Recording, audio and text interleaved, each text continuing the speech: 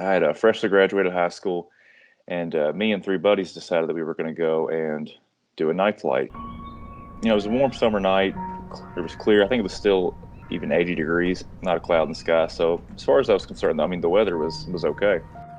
We climbed in the airplane and started up. And the first time I kind of pushed the throttle in to start taxiing is when I started feeling a little nervous because it was very sluggish. It didn't, lurch forward like it normally did in training because this is the first time carrying, three guys with me. So it made me kind of nervous, but I kind of chalked it up to kind of the same feeling you do when you solo. It's, it doesn't feel right, but it'll work itself out. So we start our takeoff roll at runway 33.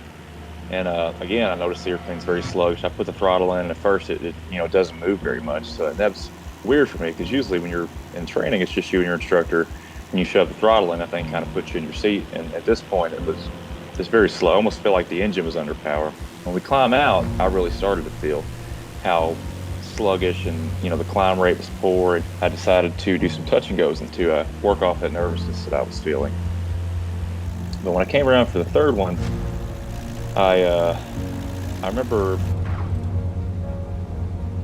going further down the runway than normal as I jammed the throttle in, looking at the end of the runway and seeing the silhouette of trees. In order to clear those trees, I knew I had to climb pretty well since I'd ate up so much runway, so I kept pulling and kept pulling on it. The last thing I remember was pulling, and then I ended up in the hospital. Woke up and found out that we were in a stall spin accident. And what actually ended up happening was that when I took off, I forgot to put the flaps up. So we climbed out, in the super hot night, 30 degrees of flaps. And when I was pulling to try to clear those trees, I most likely lost coordination with the rudder, and we ended our stall spin. Everybody had pretty serious injuries.